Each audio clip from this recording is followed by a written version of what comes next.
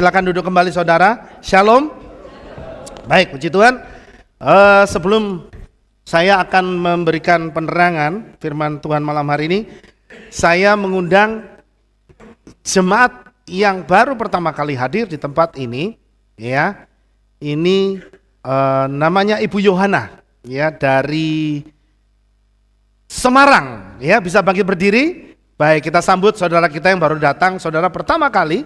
Ya, beliau ini adalah jemaat yang live streaming, ya, sekarang ada di Jakarta, ya, ada di Jakarta dan beliau berjemaat di KPI Pondok Daud, ya, tempatnya Ibu Sri, ya, dan saat ini beliau sedang ada di Semarang, jadi menyempatkan diri sambil membesuk Bapak Gembala dan beribadah di tempat ini. Baik, selamat datang ya, Bu Yohana. Selamat beribadah, Bapak Yahweh memberkati. Baik saudara, malam hari ini saya akan memberitakan tentang sesuatu yang ringan-ringan saja, ya. Yang ini adalah sesuatu yang sederhana, yang berkaitan dengan kehidupan sehari-hari. Nah, judulnya apa saudara? Apa? Pelit, ya. Saudara, setiap orang, ya, meskipun dia kaya atau miskin, ya, saya kasih tahu, setiap orang baik kaya maupun miskin, dia bisa punya sifat pelit. Ya, jadi jangan dipikir bahwa orang kalau kaya, oh pasti murah hati, enggak. Karena pelit itu bukan bicara masalah kita punya duit atau enggak. Tapi pelit itu adalah penyakit hati. Ya. Pelit itu adalah penyakit hati, saudara. Seberapa kaya kita, ya, seberapa banyak uang kita, tapi kalau di dalam diri kita ada sifat pelit, saya kasih tahu, maka hidupnya sedang tersiksa. Nah, malam hari ini, kenapa saya kupas ini? Ya. Saya kepingin supaya anak-anak Bapak Yahweh hatinya jangan sampai ada unsur pelit. Kenapa? Karena kalau ada unsur pelit, hidup kita itu akan menderita, saudara. Ya, hidup kita akan menderita. Oke, sekarang saya akan baca ini. Oke, sebentar. Ini ya, ayatnya ada yang bilang, ada ayat di dalam Amsal yang mengatakan begini, Amsal 11 ayat 24, ada orang yang menyebar harta tapi bertambah kaya, tapi orang yang benar-benar berhemat,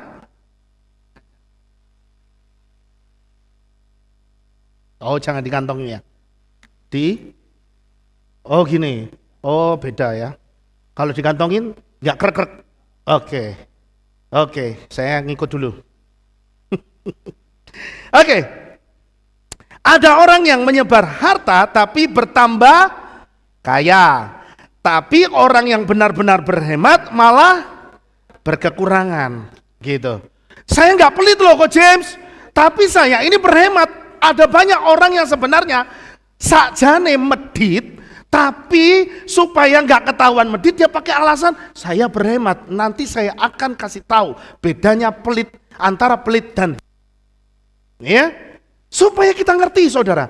Jangan sampai gara-gara kita punya sifat pelit itu yang menghambat berkat Tuhan kepada hidupmu. Dan malam hari ini, siapa yang mau hidupnya selalu dibujani oleh berkat Bapak Yahweh? Nah, semua pasti angkat tangan, amin. Ya, tapi ada orang-orang itu ketika ngomong, iya Tuhan berkati saya percaya Bapak Yahweh memberkati saya.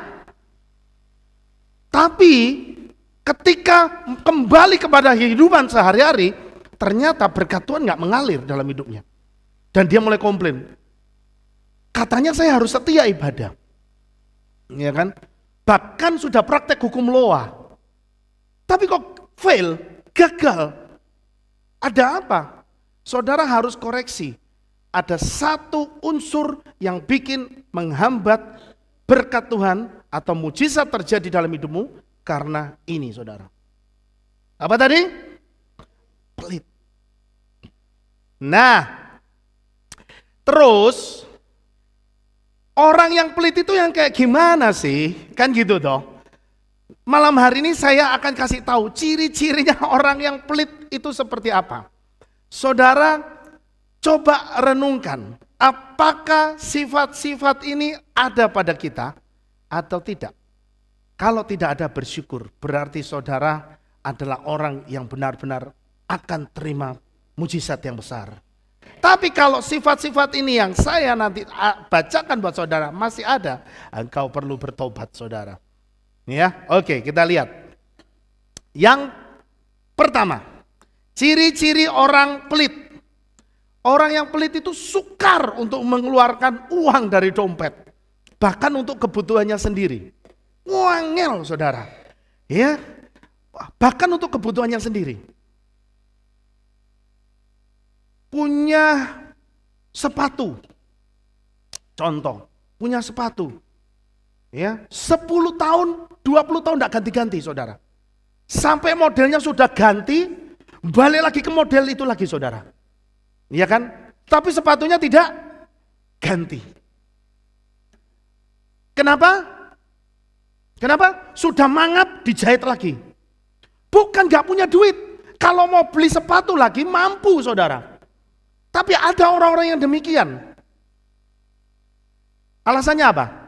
Eman. Ya kan? Kalau eman-eman, ya toh, jangan dibuang. Apalagi kalau sepatunya dari kulit.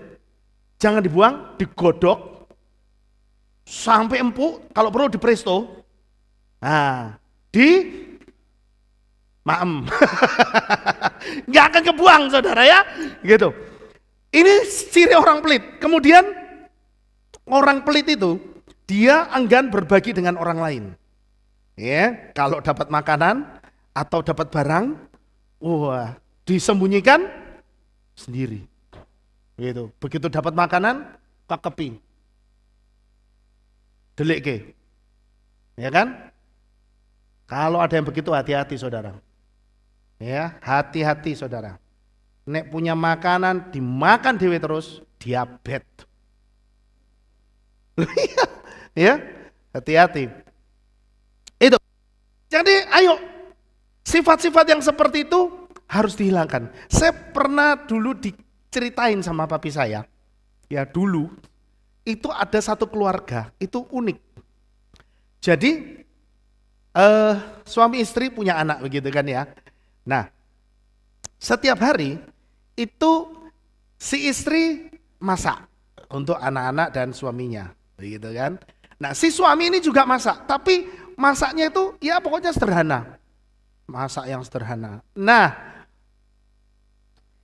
sekali waktu ini ceritanya yang suaminya ini yang pelitnya luar biasa, begitu.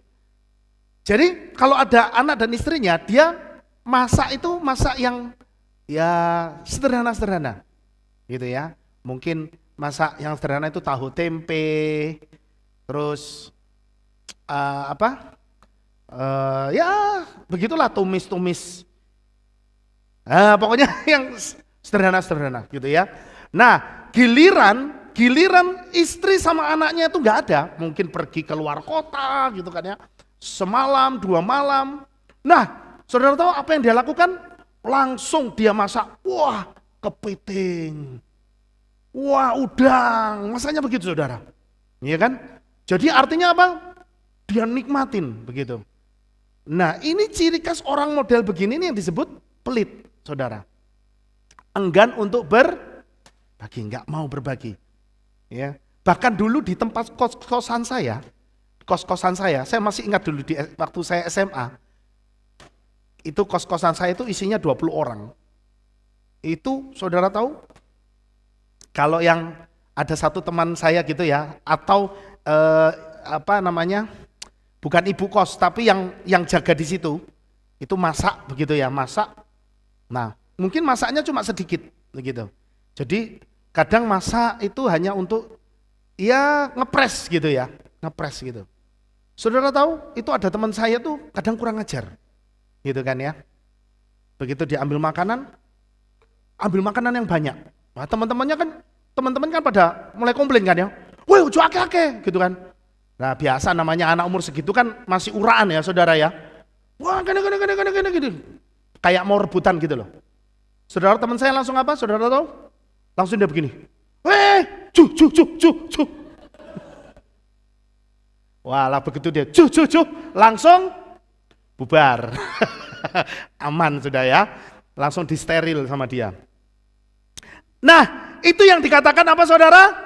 Pelit. Itu ciri khasnya orang pelit kayak gitu Saudara.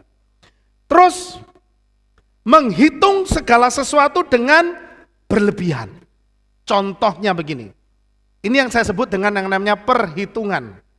Dikit-dikit dihitung. Ketika membeli barang dari teman dekat. Nah, mama kita beli barang, makanan atau apa dari teman kita sendiri. Kemudian waktu itu mungkin harganya, ya barang itu harganya 49.550 rupiah. Dikasihlah uang 50.000. Kembaliannya berapa? 50 rupiah. Orang bener kan mestinya gini. Setelah jingjai lah. Oh 50. 50 rupiah itu sekarang bisa buat beli apa Saudara? Nggak ada. Saya nggak ketemu barang yang dijual dengan harga 50 rupiah. Permen satu biji sudah berapa? 500. Ini contoh ya. 550 rupiah. Nah, kemudian karena waktu mengembalikan nggak ada kembaliannya kan?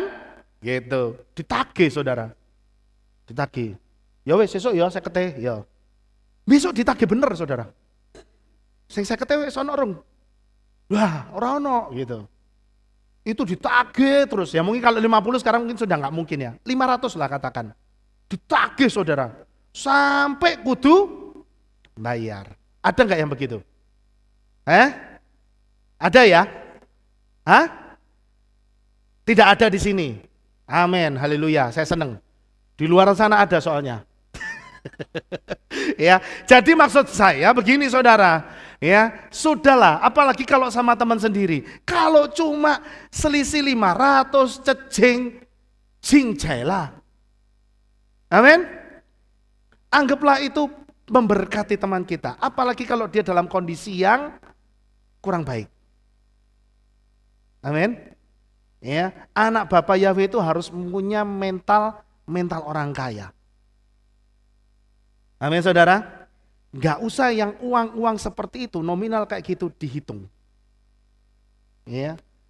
Ya, tapi kalau Saudara ngitung dari yang kayak gitu aja Saudara ngitung, ngiling-ngiling, wah, Saudara enggak akan naik, enggak akan diberkati Tuhan lebih. Pasti cuma segitu tok. Ya. Artinya, ayo jangan jadi orang yang terlalu perhitungan. Amin Saudara. Oke. Cuma kadang-kadang memang saya itu agak gemes juga sih ya. Kadang kalau saya belanja di itu, kalau saya sebut merek nanti nggak enak. Yang toko biru merah putih itu dan saudaranya, ya kan? Itu kan saudara juga kadang gini ya, belanja kembaliannya berapa? Mungkin kembaliannya 100, 200 kan gitu ya. Pasti kasirnya ngomong gini, Pak, apakah 100-nya boleh untuk donasi? Ya kan? Iya kan? Gitu. Kalau saya nggak tahu saudara ya, tapi kalau saya sebenarnya segini, donasi apa toh saja nih? Tapi ya udahlah, karena cuma nilainya berapa saudara? 100. Tapi kalau saudara hitung, satu hari orang yang belanja di situ ada 100 aja. 100 kali 100 sudah berapa? Satu hari. Kalau sebulan? Padahal yang belanja di toko itu kira-kira 100 mesti lebih. Ya. Paham maksudnya enggak saudara ya? Ya, maksud saya sebenarnya itu cara yang kurang tepat. Tapi enggak apa-apa. Gitu saudara. Ya, cuma saya membaca seperti ini. Oh, mungkin itu salah satu cara supaya saudara kita itu mulai dialihkan untuk tidak belanja dengan uang cash. Paham enggak saudara? Sekarang ini kita sedang lagi digiring untuk semuanya transaksinya secara digital atau cashless. Ya karena memang semua nanti akan mengarah kepada namanya mata uang tunggal. Ya. Kemarin kan Bapak Gembala juga sempat sudah menceritakan tentang cryptocurrency. Masih ingat saudara? Bitcoin. Itu ya. Ya nanti semua akan diarahkan ke sana. Gitu.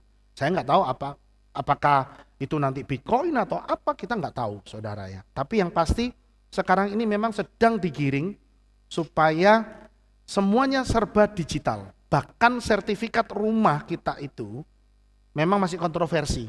Tapi akan digiring ke sertifikat digital. Jadi saudara tidak akan pegang lagi surat sertifikat rumah itu dalam bentuk kertas, tapi cuma gambar dan nomor seri. Nah itu yang masih kontroversi. Kenapa? Karena sesuatu yang bentuknya digital itu juga tetap bisa dicuri yang namanya hacker. Nah sekarang kalau saudara sertifikatnya cuma dalam bentuk nomor seri, nggak pegang fisiknya, tiba-tiba nama saudara situ sertifikatnya atas nama saudara tadinya, terus diganti pakai nama orang lain, kira-kira bagaimana cara nuntutnya? Bisa nggak dituntut? Nggak bisa. Meskipun saudara ini saya di situ sudah tertulis bukan namamu kok, karena nggak ada fisiknya. Itu bahayanya di situ. Tapi memang semua nanti akan ke situ, saudara. Nanti akan ke situ. Makanya kalau dipikir, kita renungkan, ketika semua serba didigitalisasi, maka kita itu sebenarnya tidak punya kekuatan, tidak punya power. Ya, makanya nanti akan terjadi kalau tidak mau diberikan tanda bilangan, tidak bisa belanja, ya memang kita tidak pegang fisiknya, tidak pegang kalau dalam hal keuangan ya, kita nggak pegang fisik duitnya, cuma angka. Begitu angkanya dicoret, bukan jadi milik kita, mau apa? Gak bisa. Paham saudara? Ya, itulah sebabnya ya.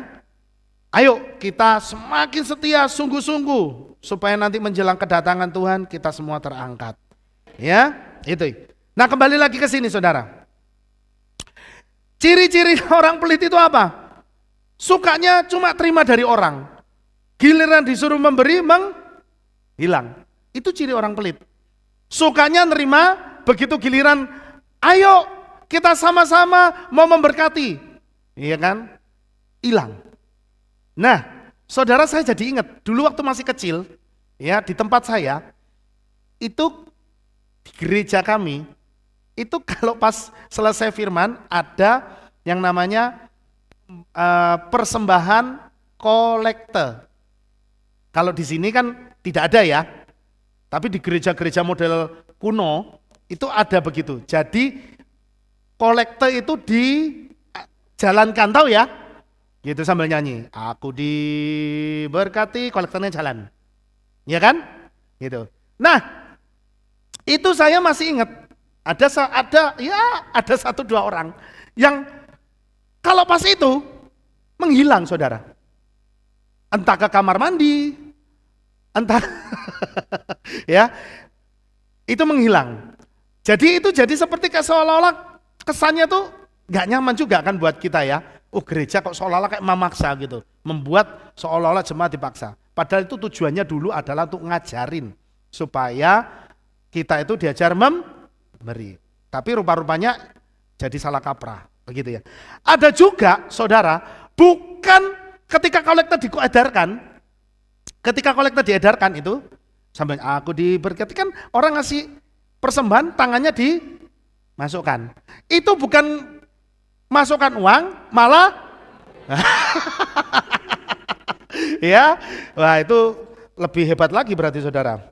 Jadi kembali lagi nih, hanya sukanya nerima, giliran disuruh memberi menghilang. Ayo saudara, kita ini sekarang diajar untuk memberi. Kenapa? Kalau saudara mau jadi kaya, saya kasih tahu. Ya. Salah satu cara untuk kita jadi kaya itu harus berani memberi. Kita tidak akan pernah bisa jadi kaya kalau kita tidak berani memberi. Sungguh saya katakan. Ya. Jadi saya katakan malam hari ini, kalau saudara mau hidupmu diberkati, saudara harus jadi berkat dulu. Amin. Saudara harus jadi berkat. Loh, piye caranya jadi berkat kalau tidak memberi? Begitu loh. Ya. Harus mau jadi berkat dulu. Baru saudara diberkati. Itu saudara. Takut kekurangan atau kehabisan uang kalau membelanjakan uangnya. Jadi akhirnya apa? Hanya berpikir kalau aku nanti ini tak beliin, duitku habis. Itu yang ada di dalam pikirannya. Sehingga ketika dia mau keluarin duit, itu kayak berat rasanya. Rasanya berat. Ini ciri-ciri orang pelit. Ya. Terus, takut berpisah dengan uangnya karena hatinya sudah terpaut dengan uang. Jadi kalau mau belanja itu aduh eman-eman duitnya. Karena apa saudara? Takut berpisah sama uangnya. Kemudian berusaha menghindari tanggung jawab dalam hal keuangan. Contohnya, ya, saudara nggak tahu pernah nggak makan dengan orang model begini. Saat makan bersama teman, kemudian makan rame-rame nih, ya, pura-pura diem. Giliran pas makanannya habis, waktunya bayar toh, waktunya bayar. Tapi setiap kali kumpulan, biasanya orang kalau satu kumpulan rame-rame ini kan biasanya loh, kalau pertemanan itu kan bayarnya suka giliran toh, betul nggak? Nanti kali ini pergi saya bayarin, berikutnya siapa yang pergi, oh situ yang bayarin gitu. Nah umpamanya ada 10 orang begitu, atau 5 orang pertemanan ini saudara. Nah setiap kali pergi, yang bayarin ini cuma antara 4 orang ini.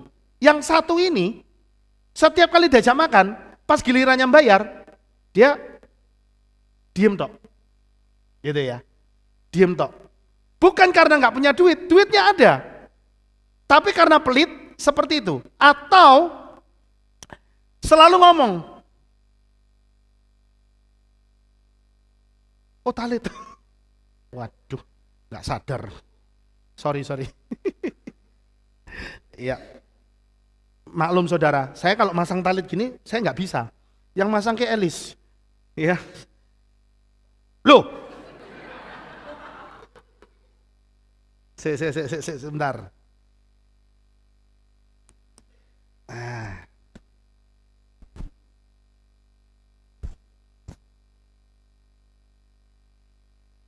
Ya wes lah. Bagaimana saudara? Ini bisa dibetulkan nggak Bu Elis? Bentar ya saudara ya. Maaf ini waduh. Jadi terganggu nih.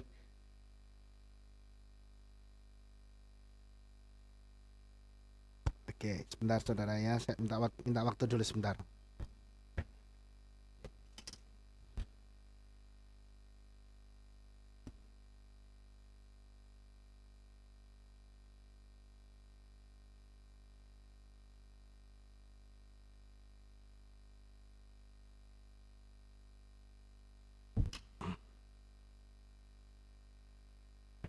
Dah, wes. Yang penting nyantol. Sudah ya saudara ya? Mendingan ya? Ya oke, saya lanjut. Oke, jadi ada yang modelnya begitu. Terus pura-pura kalau makan, mestinya giliran bayar, dia ngomong, aduh lali dompetnya kerah tak kowe. Gitu ya. Gitu. Jadi itu selalu ada alasan untuk pokoknya gak bayar gitu ya. Nah ini jadi orang pelit saudara. Kemudian sulit untuk bisa menghargai pemberian orang. Selalu merasa kurang. Jadi kalau dikasih sesuatu sama orang, selalu dicacat. Selalu dicacat. Ya, ini sebenarnya ciri khas orang pelit loh. Kalau saudara dikasih sesuatu sama orang lain, dikasih pemberian sama orang lain, Saudara harus belajar melihat bahwa pemberian yang diberikan orang lain kepada saudara itu adalah sesuatu yang punya nilai yang sangat berharga. Begitu saudara. Bukan dilihat dari nilai rupiahnya, tapi dilihat dari seberapa tulus orang itu memberikan pemberian kepada saudara. Itu nilainya. Ya, jadi jangan selalu dilihat cacatnya. Gitu. Ada orang-orang yang demikian loh, saudara. Ya, orang yang kayak gini nggak pernah bersyukur, susah, bener. Ya. Nah, ini. Oke ya. Kemudian ciri khas orang pelit itu apa? Kalau beli barang, nawarnya sadis, saudara. Harganya 100.000, ditawar 25.000. Ya kan? Itu ciri khas orang pelit. Saya kasih tahu nih sama kita semua, sama saudara semua. Ya, saya suka prinsipnya Papi ini. Ya, saya masih ingat. Kalau suka beli, kalau enggak suka enggak usah beli. Ada duit beli, enggak ada duit enggak usah beli. Saya tuh selalu perhatikan kalau jalan-jalan sama Papi, itu beli apa gitu ya. Coba ini berapa harganya? Gitu. Oh 50.000. Bisa ditawar enggak? Gitu. Kalau orang yang mau Pak ini sudah harga pas. Kalau senang ya sudah dibeli saudara. Ya. Tapi saya lihat kesukaannya emak-emak itu. Emak-emak meneh. Padahal kemarin emak-emak tak sanjung-sanjung ya. Ya, tapi khusus yang ini saya katakan emak-emak harus bertobat. Betul saya kasih tahu ya. Saudara, apalagi kalau saudara lihat penjualnya itu, ya, kita kan bisa lihat ya. Contoh orang jualan di pasar. Iya. Apalagi ibu-ibu yang sudah tua, mbah-mbah, jualan sayur. Untungnya sepiro sih saudara. Iya kan? Umpama saudara beli sayur, 1 ikat kangkung. Biasanya 1 ikat kangkung berapa? 3.000 ya? Umpama ibu itu jual 3.000. Terus karena saudara itu sukanya nawar, 500 weh. 3.000 ditawar 500. Wis 1.500 separuh. Gak iso. 750. Wis 800. Gak iso 750. Selisih 50 rupiah dipertahankan sampai belani adu mulut. Ya kan? Jadi saya katakan malam hari ini untuk kita semua yang ada di sini, anak-anak Bapak Yahweh, saudara harus punya mental orang kaya. Kalau lihat pembeli yang model begitu, tak kasih tahu. Apalagi kalau harganya 3.000, saudara diberkati, tidak usah ditawar. Amin. Amin. Mau ibu-ibu? Ya, saya kasih tahu, tidak usah nawar. Nek suka beli. Nek tidak suka tidak usah beli. Ya, apalagi kalau saudara pergi ke Israel nih. Jangan sekali-sekali pas saudara ada di Bethlehem, ya ditawarin, ini kan biasanya sama orang-orang, bukan orang-orang Israel, bukan orang Yahudi ya, orang-orang yang tinggal di Bethlehem itu. Mereka kan suka jualan apa namanya itu? Ya souvenir, ada gantungan kunci, kadang-kadang apa pasmina, ya, tas, itu kan, itu sebenarnya mereka jual sudah murah. Nah, itu saya selalu dipesenin sama tour guide-nya. James, kamu kasih tahu tuh sama anggota grup ya. Kalau gak suka jangan nawar. Iya. Wah, kenapa saudara? Kalau ditawarin begini, umpama nih, gantungan kunci. Gantungan kunci itu biasanya isinya kalau nggak salah 5 biji atau 10 biji. Ya, 10 biji, $10, $10. Bapak Ibu, $10. Ya, kalau saudara suka, beliau. Nek apalagi saudara itu berani nawar, harus beli. Jangan, karena ada yang begini saudara. $5 ditinggal. $5 diharap nggak dikasih, kan begitu ya? Nggak dikasih, nggak dikejar saudara. Dikejar sampai masuk ke dalam bus. Itu ibu yang itu ibu itu. The black one. Lah kita kan bingung saudara ya, gitu. Bela ini gantungan kunci saudara, iya. Wah di Uber, ya akhirnya harus beli, ya. Jadi makanya, ayo mentalnya harus dirubah. Itu mental orang pelit. Mental orang pelit. Yang lebih hebat lagi, ibu-ibu itu kalau sudah ketemu sama ibu-ibu yang lain, kebanggaannya adalah dia bisa nawar dengan lebih sadis. Kowe entuk rego piro? Wah, aku entuk 8.000. Aku iso entuk 3.000. Wait. Ya, jadi saya perhatikan tuh ibu-ibu kalau sudah ketemu sama ibu-ibu yang lain, itu kebanggaannya adalah bagaimana bisa menawar dengan lebih sadis, lebih murah. Ya. Gitu ya. Tapi saya katakan, ayo. Ya, bapak-bapak juga ada loh yang suka nawar tuh ada. Ya. Tak kasih tahu, bapak-bapak yang suka nawar itu jujur, yang suka nawar itu sebenarnya papi saya. Kalau belanja ikan di pasar, itu ibu-ibu sudah hafal. Kalau papa saya yang sudah datang ke pasar, saudara, itu mafia-mafia pasar, nggak ada yang berani macam-macam. Oh, papi saya tuh kalau datang ke pasar, itu semua nggak ada yang berani bujuin kalau beli ikan. Papi saya lihat begini, cuma sini. Om ini om, bagus om ikannya, elek. Wah, api lo biar datang, elek. Iki, oh, padahal kelihatannya bagus fresh ikannya. Begitu dilihat dalamannya insangnya, iki elek, moh. Gitu ya. Jadi ibu-ibu itu kalau sama papi saya sudah mbohwat, saudara. Tahu saudara mbohwat? Apa itu mbohwat? Saya juga nggak tahu artinya mbohwat.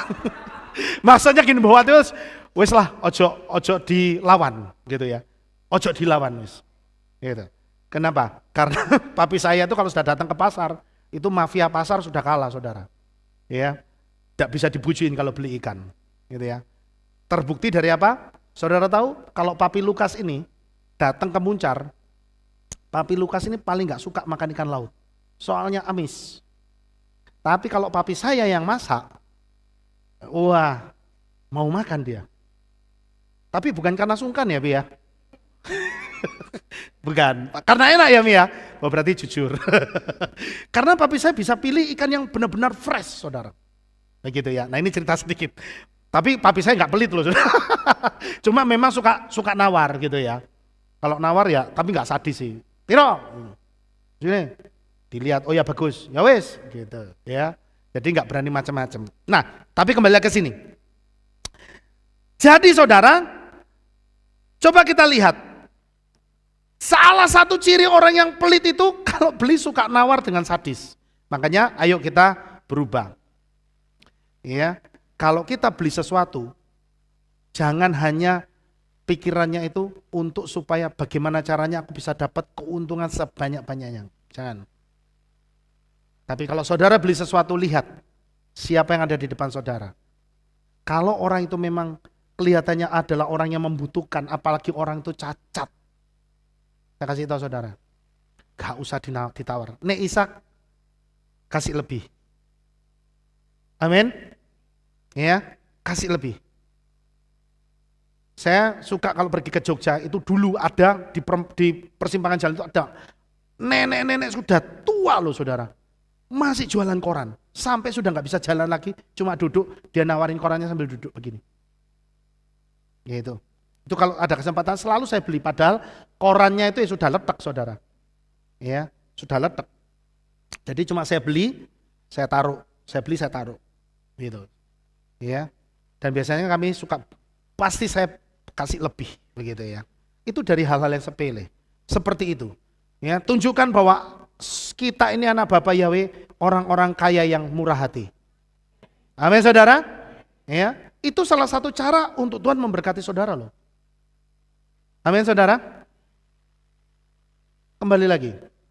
Ciri orang pelit tidak mau menolong orang lain kalau nggak ada imbalannya. Saya kasih tahu, di luar negeri ya banyak yang kayak gini. Banyak yang kayak gini. Di kota-kota besar itu banyak yang kayak gini. Saudara akan susah nemuin orang yang bisa membantu saudara dengan tanpa pamrih.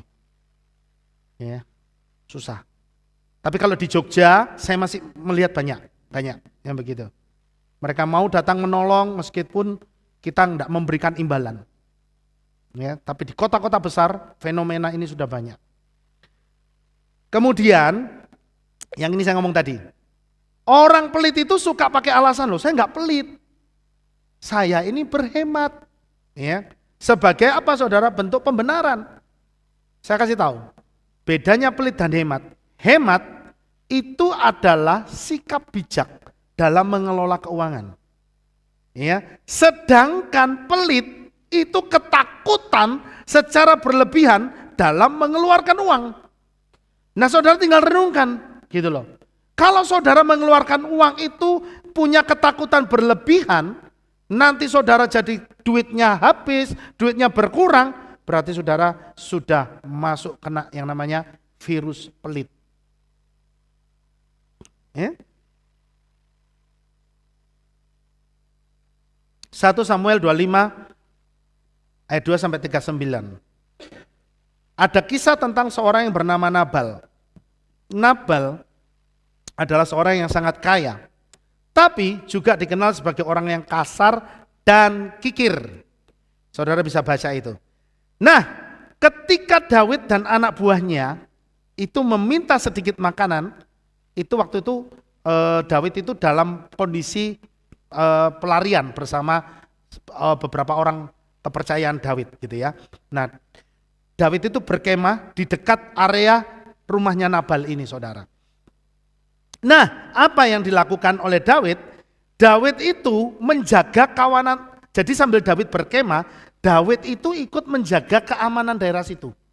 Ya, jadi akhirnya kawanan ternaknya si Nabal ini aman. Ingat saudara, pada zaman dahulu orang kalau punya ternak itu tidak selamanya aman. Satu, ancamannya binatang buas, karena benar-benar di alam bebas. Kedua, perampok. Pada zaman itu paling gampang sekali orang untuk merampok. Ketika mereka melihat kawanan ternak yang besar, mereka dengan mudah bisa merampok. Ya.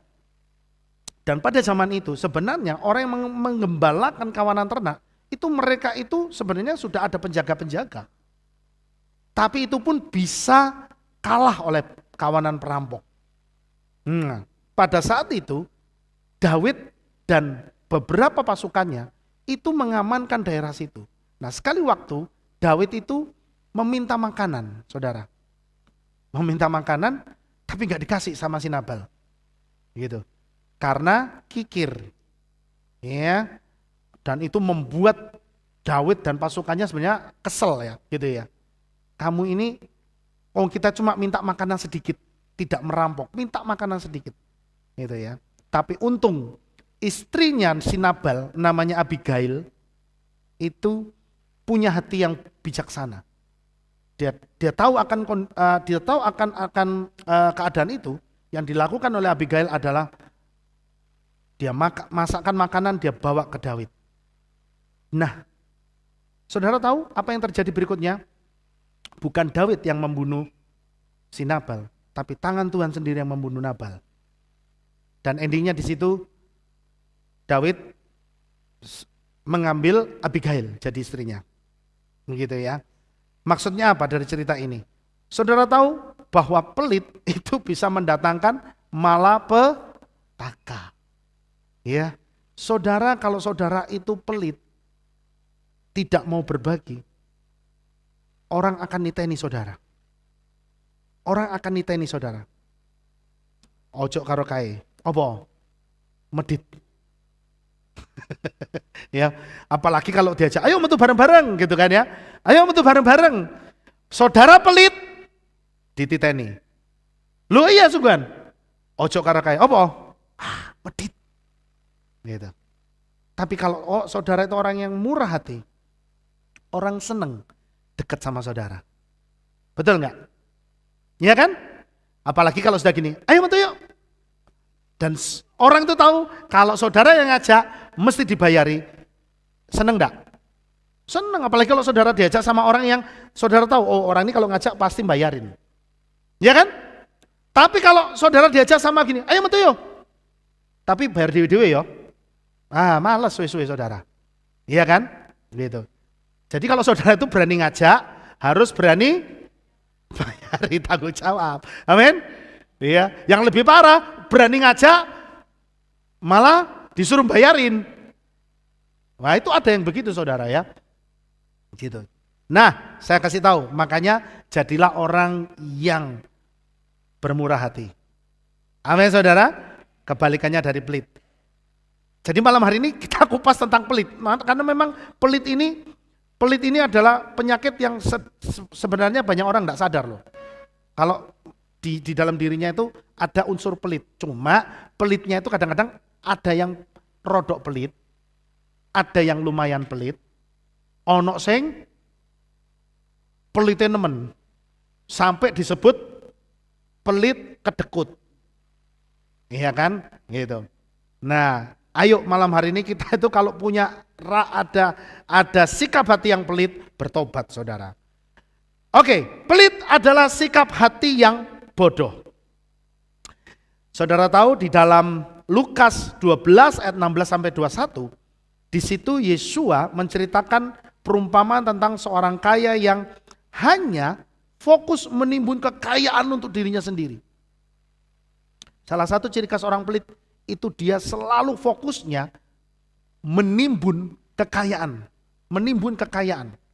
Saya kasih tahu, bedanya apa? Bukan berarti tidak boleh menimbun kekayaan, tapi orang kadang-kadang jadi lupa diri. Duit itu bukan tujuan hidupnya. Kekayaan itu bukan tujuan hidup kita loh saudara. Tapi kekayaan itu menjadi alat untuk kita bisa menikmati hidup. Kekayaan itu jadikan alat, bukan tujuan hidup kita. Amin. Ya. Tujuan hidup kita itu adalah hidup kekal bersama Bapa Yahweh di dalam Samayim. Jadi kekayaan kita yang ada di dunia ini hanya sebagai alat untuk saudara bisa menikmati hidup, untuk saudara bisa memberkati pekerjaan Tuhan. Amin. Itu loh saudara. Ya, banyak orang sudah lupa. Akhirnya apa yang dilakukan? Wah, selama kuat terus cari duit, sama seperti yang dilakukan oleh orang kaya ini. Nah, saudara tahu ceritanya kan ya? Pada akhirnya Tuhan ngomong begini sama dia di dalam Lukas 12 ayat 20. Hai orang bodoh, pada malam ini mereka menuntut jiwamu daripadamu dan akan menjadi milik siapakah apa yang telah engkau persiapkan. Ada banyak orang sibuk menimbun kekayaan tanpa mereka tidak menyadari satu saat Tuhan bisa ambil. Ya. Orang yang terlalu fokus itu salah satu ciri orang pelit loh. Cuma fokus cari uang terus. Waktunya beribadah, ya, waktunya beribadah dikorbankan. Puji Tuhan saya lihat sekarang banyak ya jemaat yang sudah waktunya ibadah, mereka tidak lagi bingung buka toko.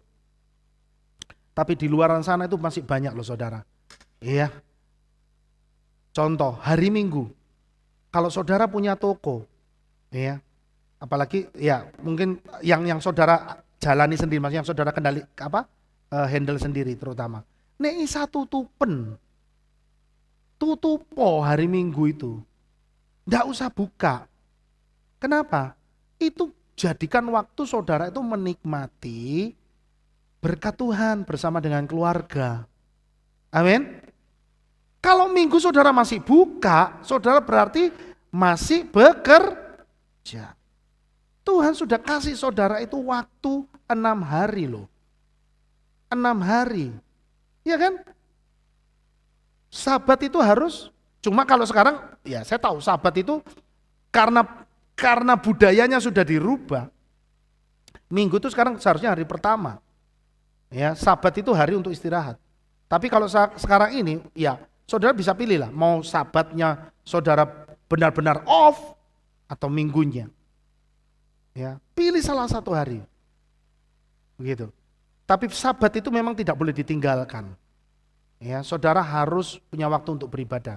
Tapi maksudnya kalau minggu, kalau bisa saudara itu nikmati bersama dengan keluarga hasil kerja saudara.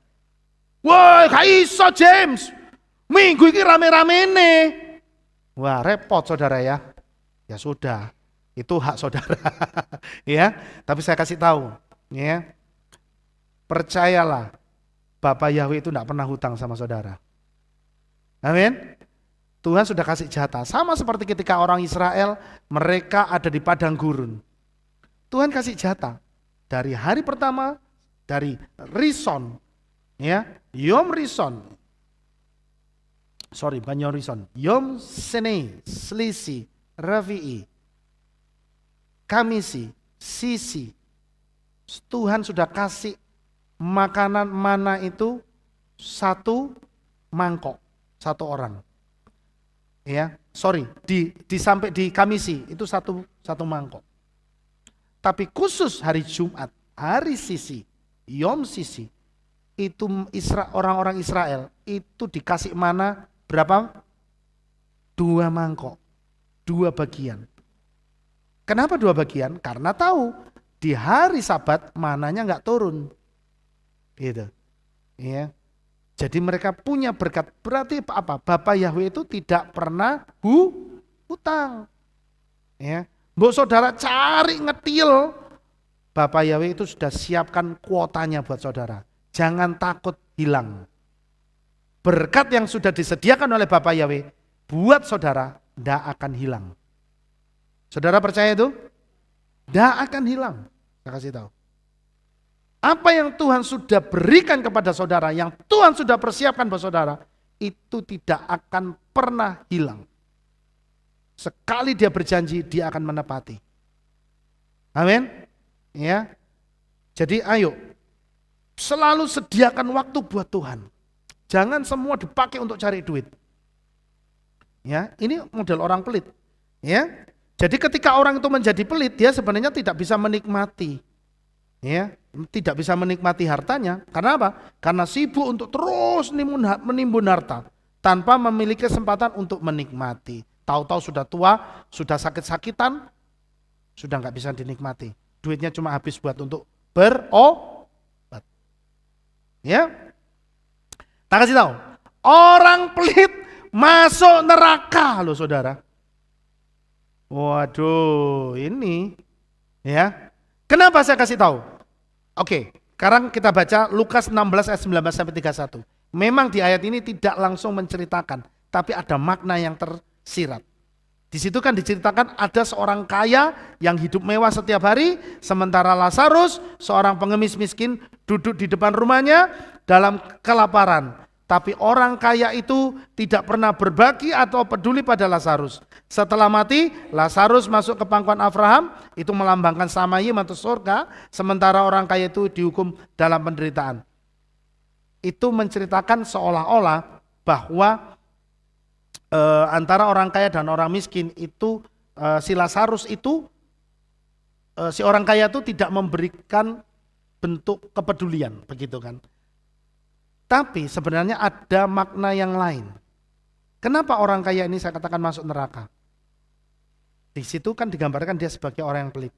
Kenapa orang pelit masuk neraka? Iya, karena dia tidak akan bisa berbagi. Mustahil untuk dia bisa peduli atau memberi kepada Tuhan kalau yang kelihatan saja dia nggak peduli. Sampai sini paham enggak saudara? Mustahil kalau kita ngomong saya mencintai engkau Tuhan, tapi terhadap sesamamu engkau tidak pernah peduli. Ya, saudara. Jadi nonsens orang ngomong saya mencintai Tuhan, tapi hidupnya tidak pernah menjadi berkat buat orang lain. Omong kosong. Ya. Bagaimana dia bisa katakan mencintai Tuhan kalau dia tidak pernah bisa memberi untuk Tuhan? Tidak mungkin. Orang yang tidak bisa memberikan, orang yang pelit tidak akan mungkin bisa mengembalikan persepuluhan. Karena merasa apa yang dia punya itu punya dia semua. Kalau mau kembalikan buat Tuhan, oh nanti dulu kok enak. Wong saya yang kerja kok. Itu ciri khas orang pelit saudara. Ya. Nah, apa sikap hati orang yang pelit di hadapan Tuhan? Orang yang pelit itu sikap hatinya sebenarnya dia tidak pernah percaya bahwa Bapa Yahweh itu sumber berkat. Yang dia percayai hanya dirinya sendiri. Dan orang yang demikian itu biasanya hanya bergantung pada kekayaannya sendiri. Itulah sebabnya jika uangnya keluar berarti kalau uangnya keluar berarti Tuhannya jadi kecil. Kalau duitnya banyak berarti Tuhannya semakin besar. Itu model orang pelit kayak gitu. Orang nggak sadar. Oh enggak kok aku nggak kayak gitu. Tapi sikap hatinya nggak bisa dibohongin. Ya, secara nggak sadar hatinya beralih kepada mamon. Dia jadikan mamon sebagai Tuhan. Waduh, nanti kalau uangku tak keluar ke sekian, wah, kekuatanku berkurang. Begitu, ya. Padahal Filipi 4 ayat 19 mengatakan, dan Elohimku akan memenuhi segala kebutuhanmu menurut kekayaannya. Jadi menurut kekayaannya siapa? Kekayaan kita atau kekayaannya Bapak Yahweh? Kekayaannya Bapak Yahweh. Jadi kita ini, saudara, ini firman Tuhan ngomong, bahwa kita ini akan dipenuhi kebutuhan kita menurut kekayaannya loh. Ya, bukan kekayaan kita. Ya, jadi ayo hilangkan pikiran yang tidak berani untuk memberi. Tapi semakin engkau itu diberkati, semakin engkau mencintai Tuhan, semakin engkau menunjukkan bahwa engkau menjadi orang yang semakin bisa banyak memberi. Berani enggak saudara? Halo? Harus berani. Harus berani. Nek anak Tuhan pelit, itu mentalnya miskin, itu ngisin-ngisin ke Bapak Yahweh. Berarti apa? Tuhannya miskin. Ya, saya kadangkala melihat, yang saya tahu, yang saya ceritakan ya, kalau saudara pergi ke Manado, mungkin saudara juga akan kaget. Saudara akan menemui di sana ada beberapa gereja, bukan beberapa, banyak saudara, yang lagi membangun. Itu di jalan, di depan proyek pembangunan gerejanya itu, bikin kotak persembahan. Bikin kotak persembahan. Terus ada orang yang bawa jaring, terus bikin di jalan. Saudara tahu nggak yang saya maksud ini? Tahu ya? Minta-minta di jalan. Berharap orang yang lewat kasih uang. Saya kasih tahu, ngisi nih. Ya, saya kasih tahu ini live streaming kan? Ya mungkin ada yang nggak suka. Tapi saya kasih tahu, bertobat kalau ada yang seperti itu. Ya. Kalau sudah seperti itu berarti dia tidak mengandalkan Bapak Yahweh. Ya kan? Dia tidak percaya kalau Bapak Yahweh itu kaya. Tuhan yang kita sembah itu kaya. Dia bisa memberkati kita bukan dengan cara kita minta-minta di jalan. Itu malu-maluin. Gitu. Itu malu-maluin saudara. Ini ciri khas orang yang pelit kayak gini. Dia tidak mempercayai bahwa Tuhannya itu kaya. Ya. 2, sikap hatinya apa? Perasaannya, orang yang pelit itu perasaannya tumpul loh sama orang lain. Perasaannya tumpul. Artinya apa? Tidak punya rasa empati sama orang lain. Tidak punya rasa kasihan ngelihat orang yang miskin, orang yang kekurangan, itu tidak punya rasa kasihan.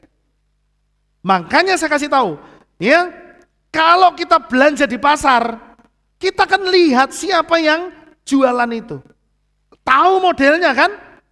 Ya kan? Kecuali kalau saudara umpama, saya pernah lihat tuh di Jakarta, ada orang jualan kopi saudara. Saudara tahu? Jualan kopi saset itu loh. Ya, di depan di Jakarta itu saya pernah lihat, itu pernah viral. Saudara tahu, yang jualan itu bawa mobil, saudara tahu bawa mobil apa? Bukan, mobil sport itu loh. Lamborghini.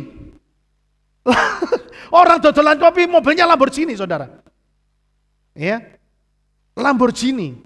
Nah, kalau kayak gitu, ya itu saudara kalau beli kopi ya enggak usah ditawar juga. Maksudnya enggak usah saudara sampai kasihan. Aduh, kamu kasihan ya jualan kopi ya. Harganya berapa? Oh, ini kopi saset satu ini 10.000. Ya udah ini 50.000 buat kamu. Enggak usah. Karena saudara lihat mobilnya apa? Lamborghini. Ya kan? Kan enggak mungkin dia beli Lamborghini cuma gara-gara jualan. Masuk akal enggak? Nah, gitu kan. Itu tapi ada yang begitu, saudara. Nah, rupanya selidik punya selidik, dia itu sebenarnya memang anak orang kaya. Memang bukan anak orang kaya, dia pengusaha sukses. Tapi, pengusaha sukses atau anak orang kaya, saya lupa. Cuma dia itu kalau malam gabut, katanya begitu. Karena gabut, dia suka pergi ke tempat orang-orang itu nongkrong di Jakarta tuh di mana deket GOR katanya begitu. Kayak gitu katanya begitu ya. Kembali ke sini. Sikap hati orang yang pelit itu bagaimana di hadapan Tuhan? Suka mengkritik orang yang memberi untuk Tuhan. Saya kasih contoh. Yohanes 12 ayat 1 sampai 5. Yudas itu mengkritik Yesua dengan mengatakan seolah-olah apa yang dilakukan oleh Maria saudara Lazarus, yaitu ketika dia meminyaki kaki Yesua dengan narwastu yang mahal. Dikatakan ini pemborosan. Harusnya daripada minyakin kaki Yesua, kan duitnya dijual seharga 300 dinar, bagi-bagikan ke orang miskin. Kelihatannya baik ya saudara ya? Baik ya kelihatannya ya? Baik. Tapi itu munafik, saya kasih tahu. Ya, itu munafik. Orang yang kayak gini, itu biasanya banyak di dalam kehilat juga, saudara. Di dalam gereja. Biasanya orang-orang yang suka mengkritik, itu biasanya model orang yang justru tidak pernah memberi buat Tuhan. Misalnya mengkritik. Ngopo tuku iku? Wah, mestine kan duit iku nggo pembangunan iki, nggo iku bagi ngopo bangun kehilat gede-gede. Mestine kan untuk membagi-bagikan kepada orang miskin. Itu sama kayak gitu. Padahal yang ngomong biasanya loh, yang ngomong kayak gitu, itu orang yang enggak pernah keluar duitnya. Iya, enggak pernah keluar duit. Bisanya cuma ngomong. Itu kayak Yudas. Mirip. Jadi makanya saudara ya, kalau kita sebagai orang-orang yang dipercaya Tuhan, untuk saudara di tempat ini, saudara jangan jadi orang yang suka mengkritik. Tapi saudara lakukan action. Kalau buat Tuhan, saya kasih tahu, jangan pernah ngitung. Halo? Berani nggak saudara? Loh, saya ngomong ini bukan untuk maksudnya bukan ngomong untuk hal yang maksudnya menghipnotis ya. Enggak. Saya kasih tahu. Ada banyak orang-orang di sana, di luar sana, mereka bisa melakukan hal-hal yang dahsyat. Ya, mereka diberkati luar biasa karena mereka berani melakukan sesuatu untuk Tuhan. Ya. Jadi malam hari ini saya mengajak saudara, kita semua di tempat ini, jangan takut kalau memberi buat Tuhan. Amin. Kita bisa memberi itu bukan tergantung berapa banyak yang kita punya. Bukan itu. Kita bisa memberi buat Tuhan, itu tergantung dari seberapa cinta engkau kepada Bapa Yahweh. Ya, sama seperti ketika Yesua melihat ada Farisi ngasih persembahan di kotak, dan yang satunya lagi seorang janda yang miskin. Waktu Farisi itu ngasih uang, mungkin bunyinya gini, buk, duitnya sak gebok, buk, gitu. Tapi ketika janda miskin itu yang ngasih, bunyinya bukan buk, tapi klinting. Ya toh, Gitu. Tapi Yesus tanya waktu itu sama muridnya. Kalau nggak salah tanya sama siapa? Yohanes ya. Kamu lihat siapa yang memberi lebih banyak. Dan saat itu muridnya Yesus ngomong gini, oh ya tentu orang Farisi itu. Atau ya kan? Dipikirkan seperti itu ya? Enggak saudara. Ya, justru di mata Tuhan janda miskin itu. Kenapa? Karena janda miskin itu mungkin dia memberikan semua yang dia miliki hari itu. Tapi bukan itu intinya.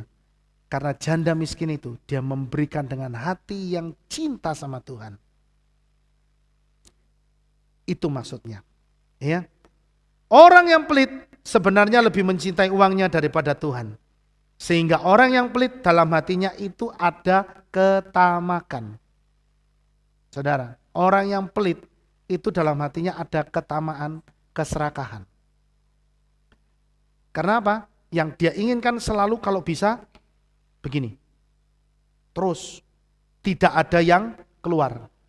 Semua begini. Selama apa yang ada di pemandangan matanya, kalau dia begini.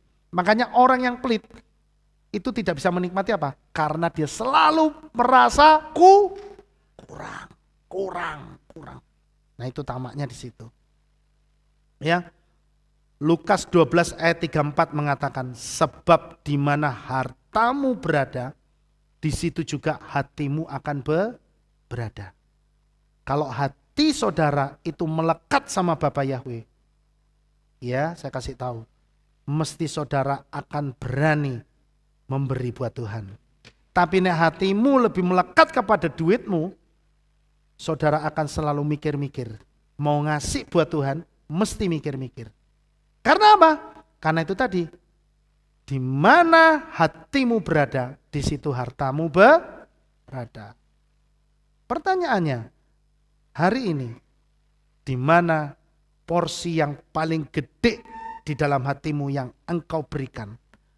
Apakah itu untuk Tuhan atau untuk duitmu? Saudara jawab sendiri. Orang pelit sebenarnya tidak menyadari bahwa uang menjadi Tuhannya. Matius 6 ayat 24. Tidak seorang pun sanggup mengabdi kepada dua Tuhan, karena dia akan membenci yang satu dan mengasihi yang lain, atau ia akan mematuhi yang satu dan mengabaikan yang lain. Kamu tidak akan dapat mengabdi kepada Elohim dan Mammon. Tidak bisa. Gitu ya.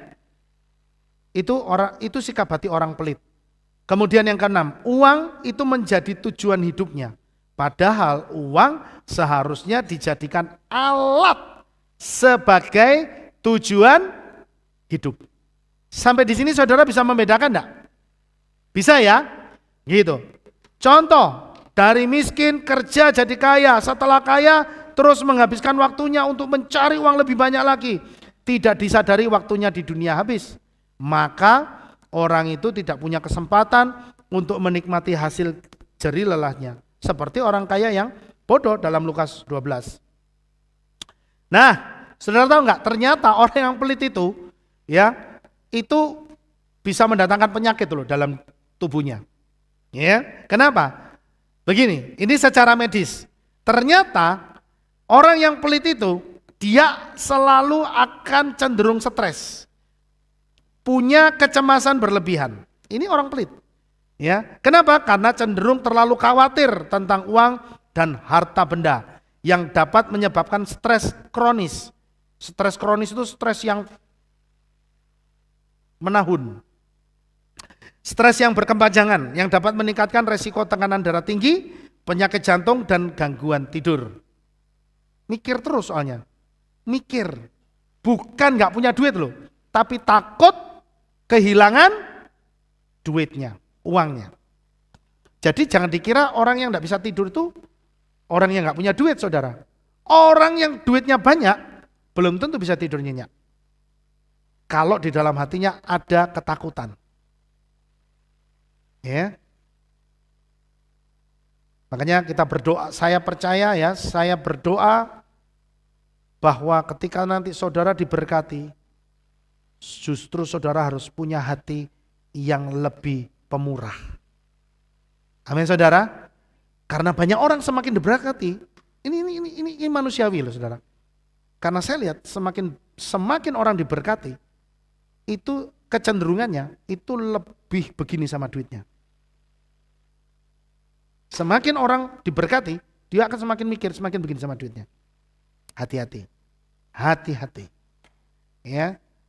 Jadi kalau saudara semakin diberkati, saudara harus siap punya pengertian bahwa engkau sedang dipakai untuk jadi berkat bagi banyak orang. Mau saudara? Mau saudara? Harus mau. Ya. Karena itu cara Tuhan untuk memberkati saudara. Tuhan kepingin supaya ketika saudara itu diberkati, bukan dipek dewe, tapi jadi berkat. Ya. Resiko depresi, sulit menikmati hidup, ya, yang bisa menyebabkan perasaan kesepian, depresi, hubungan sosial yang buruk. Akibat sifat ini juga berkontribusi terhadap gangguan mental. Artinya apa? Orang yang pelit itu angel golek konco. Pikirannya selalu curiga. Wah, iki kok nyedak, mesti jaluk dibayari. Pikiran orang pelit itu kayak gitu. Ya, gak wis. Begitu ada teman yang mau mendekat, pikirannya apa? Iki kok koyone modusnya apa ngutang? Wah, repot saudara. Itu kan ya. Itu orang pelit. Pikirannya selalu negatif. Jangan-jangan, dan jangan-jangan. Gitu. Makanya hubungan sosialnya jadi buruk. Itu orang pelit, saudara. Gangguan pencernaan dan sistem kekebalan tubuh. Ketakutan berlebihan, kehilangan uang. Dapat memicu gangguan lambung seperti MA, sindrom iritasi usus. Sistem kekebalan tubuh bisa melemah, meningkatkan risiko infeksi dan penyakit lainnya. Intinya apa? Semua itu karena stres, karena tertekan. Orang yang pelit itu selalu dihantui oleh ketakutan.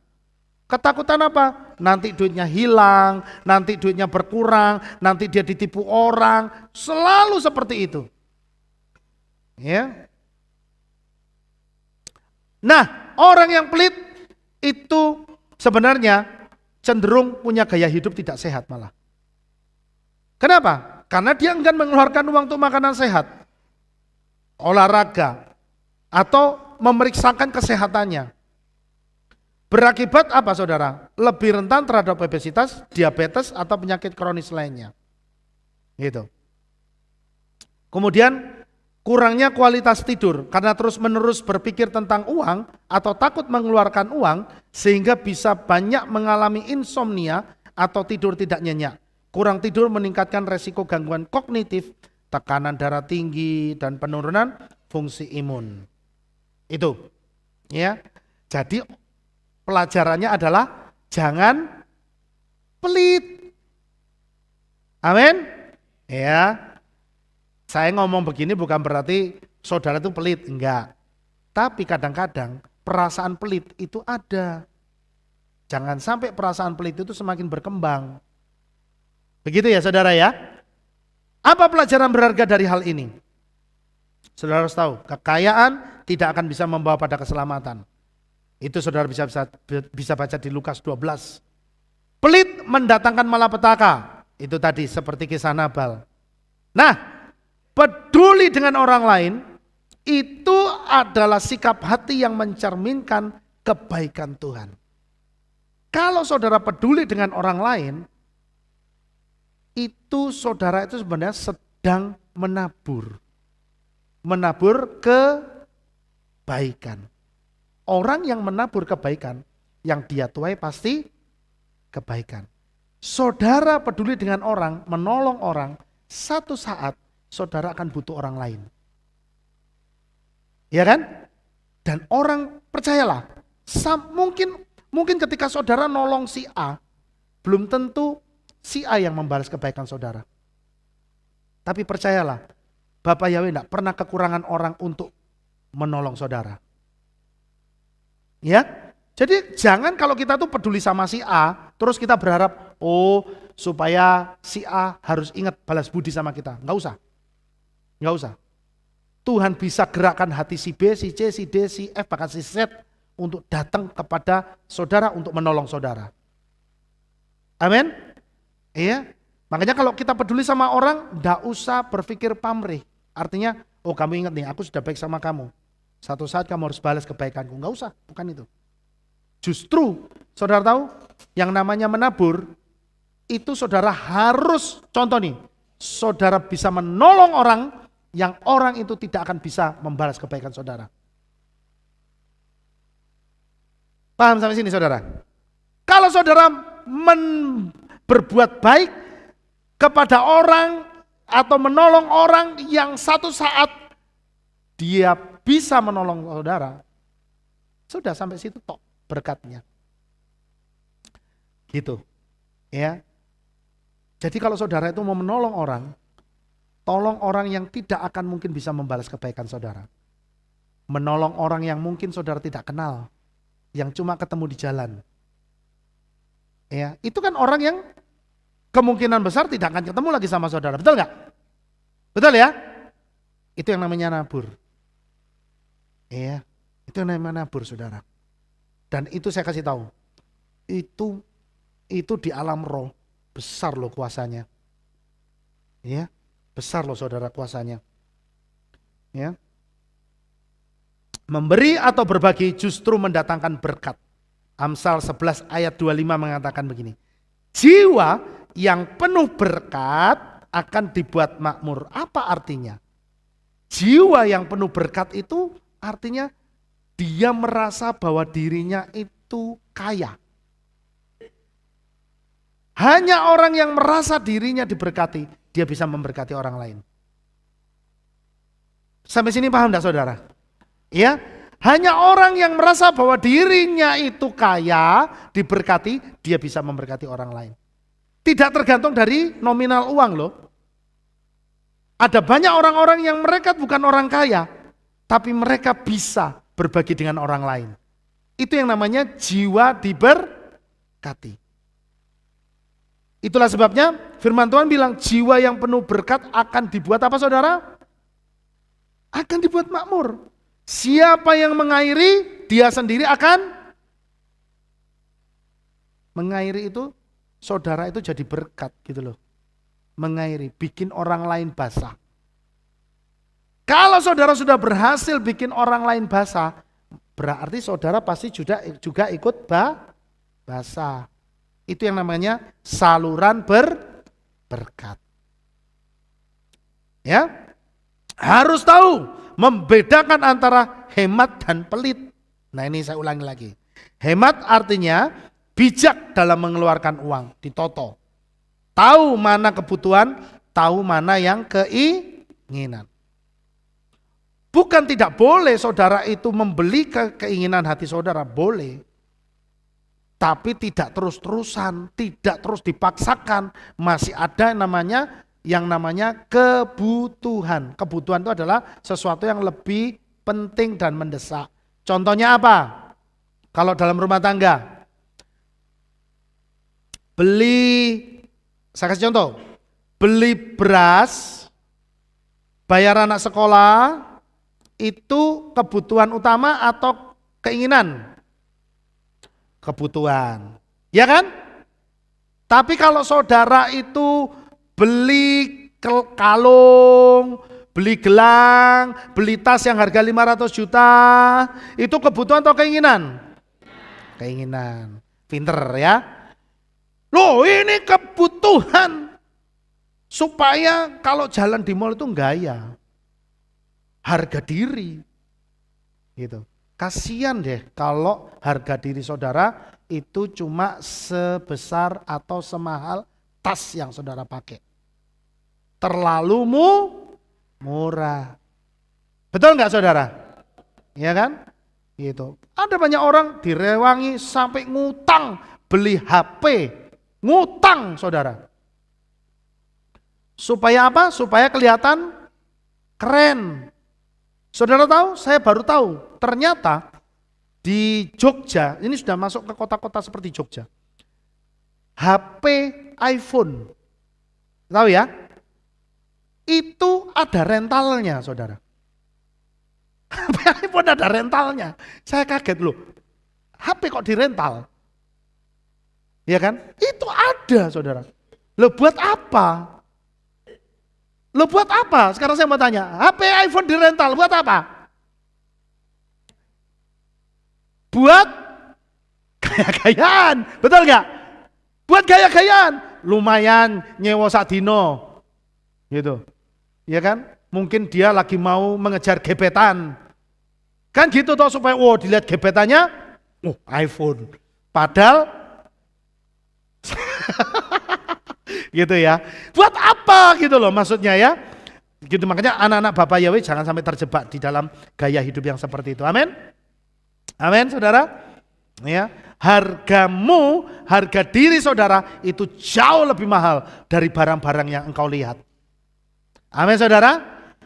Karena apa? Karena harga kita itu senilai darah Yesua. Lah mau saudara Yesua dipodoke karo tas yang cuma 500 juta. Ya kan? Itu maksudnya. Sedikit lagi. Pelit itu bisa menghancurkan hubungan pertemanan, bahkan bisa menghancurkan hubungan suami istri. Kalau pelit.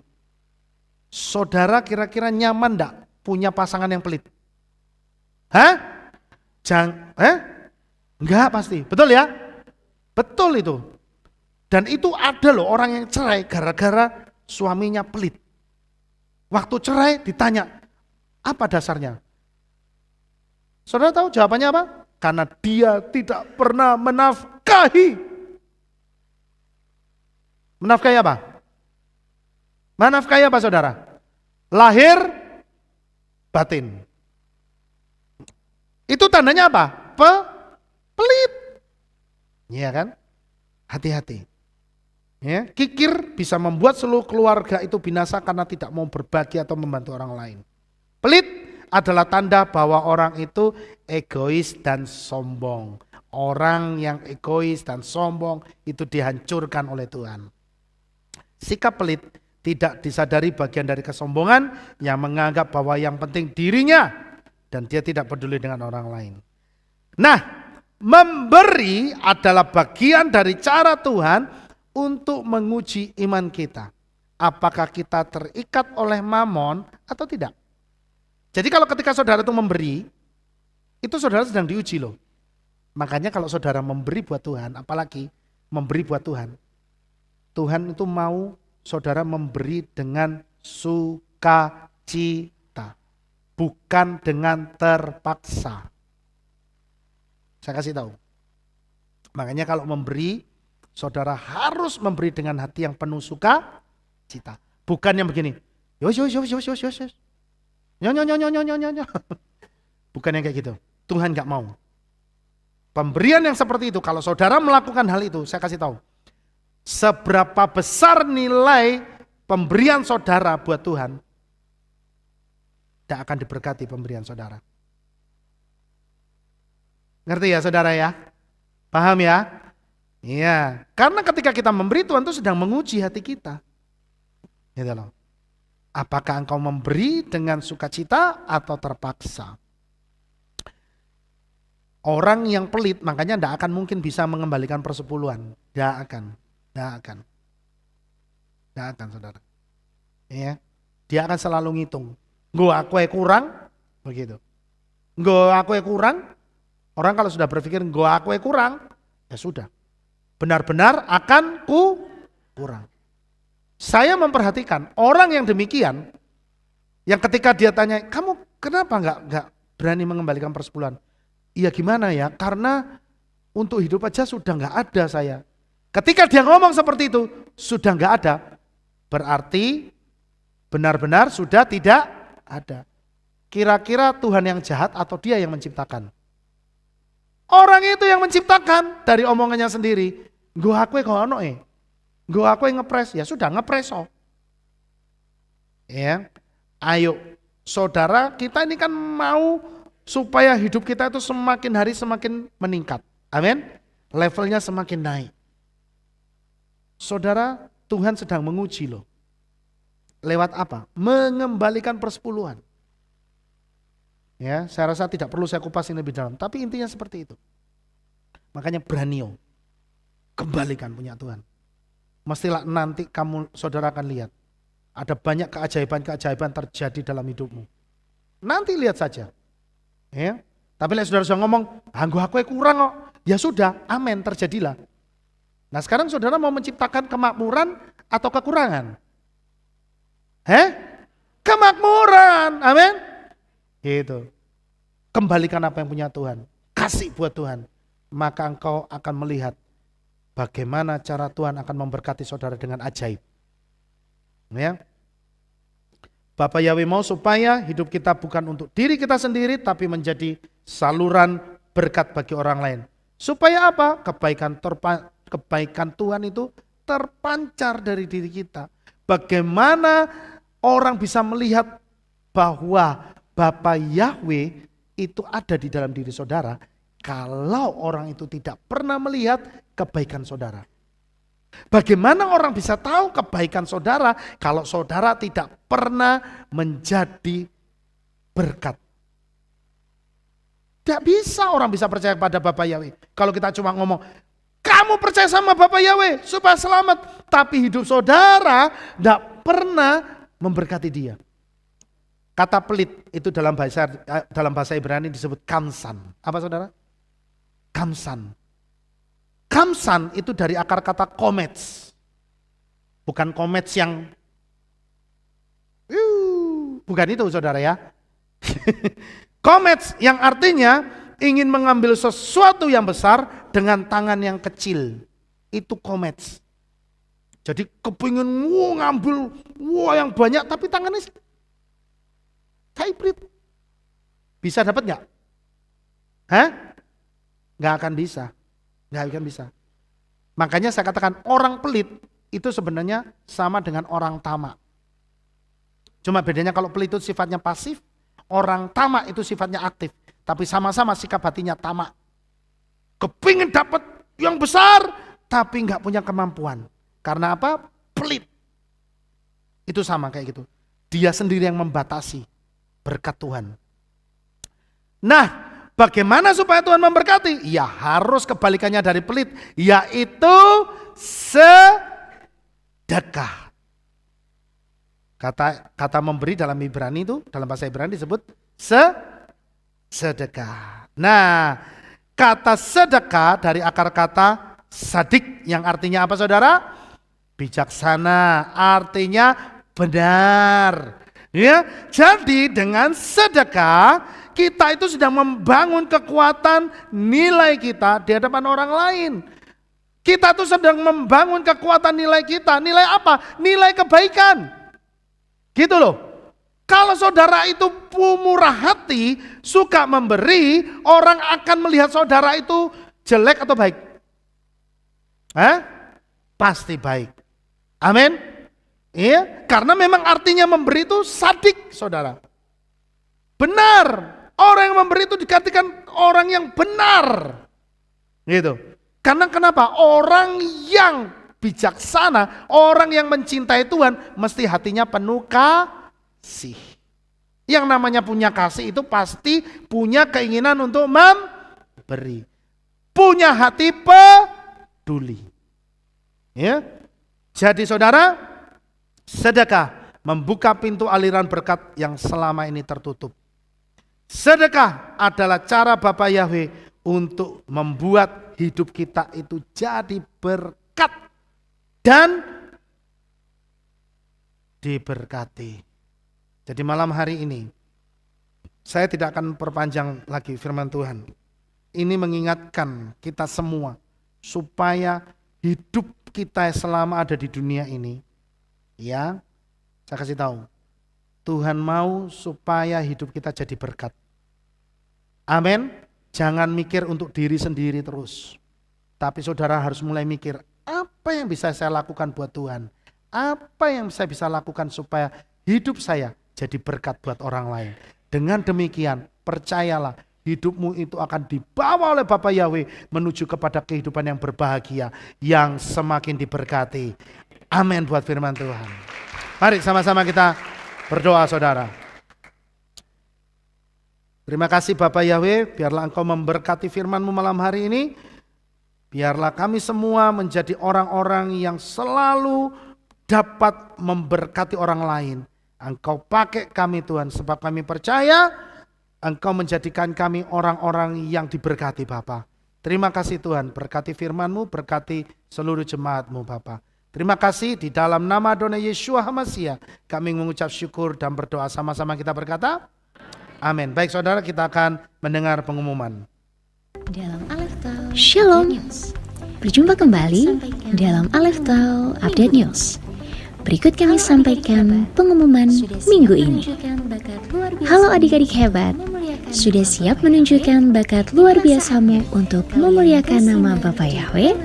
Inilah saatnya kalian bersinar di talent show divisi ibadah anak Kehilat Aleph Tau Magelang yang diadakan pada hari Jumat 6 Juni 2025 pukul 9 pagi di Kehilat Aleph Tau Magelang dengan tema Generation of Light. Acara ini terbuka untuk semua anak-anak di Kehilat Aleph Tau Magelang dan seluruh Kehilat Pengagung Yahweh wilayah Jawa Tengah dan Yogyakarta.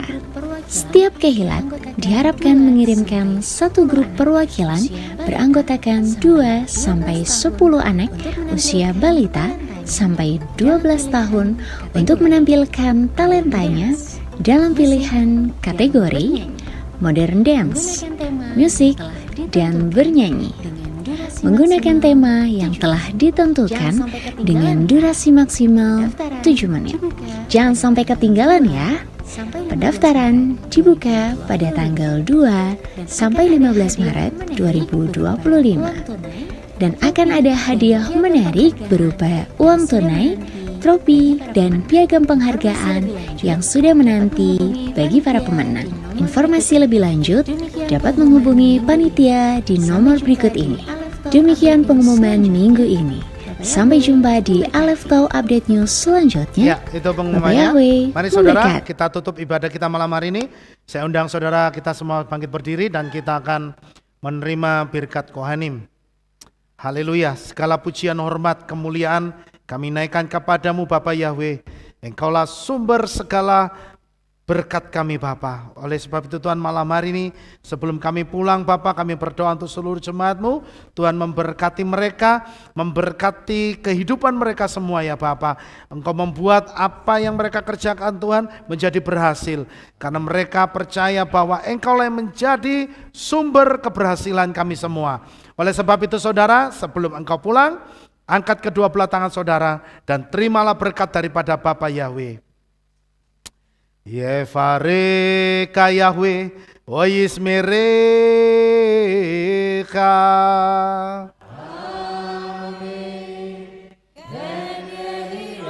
Yair Yahweh panau elecha, Wikunecha.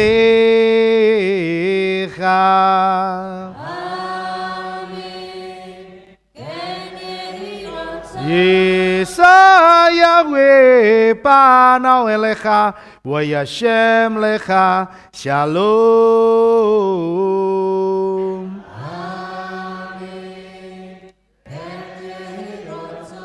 Baruk ata bairu faruk ata besade, diberkatilah engkau di kota dan diberkatilah engkau di ladang. Baruk prit bineka ufriat maka ufri venteka, shekarala peka westrot seneka, diberkatilah buah kandunganmu, diberkatilah hasil bumimu, hasil ternakmu, anak-anak lembumu dan anak-anak dombamu. Baruk tanah kaum misarteka, diberkatilah bakulmu dan tempat adonanmu. Baruk ata beboika, ufaruk ata bet seteka, diberkatilah engkau pada waktu masuk dan diberkatilah engkau pada waktu keluar. Baruk ata Yahweh Elohim meleka olam, Beshem Yeshua HaMashiach, Warua Kodes Kile Olam Faed. Kami sudah mengucap syukur dan berdoa. Haleluya. Amin.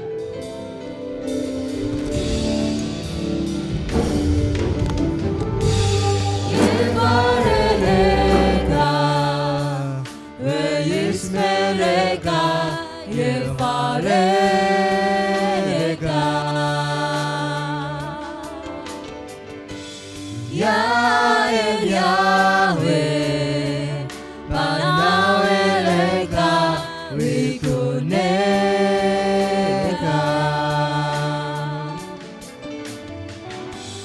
Yevareleka,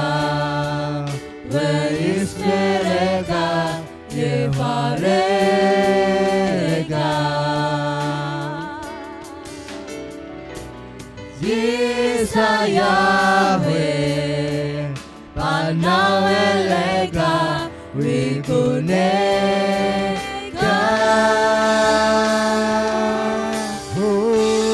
Weasemlega Shalom Shalom Weasemlega Shalom, shalom. Yevarelega, Reis mereka, Yevarelega.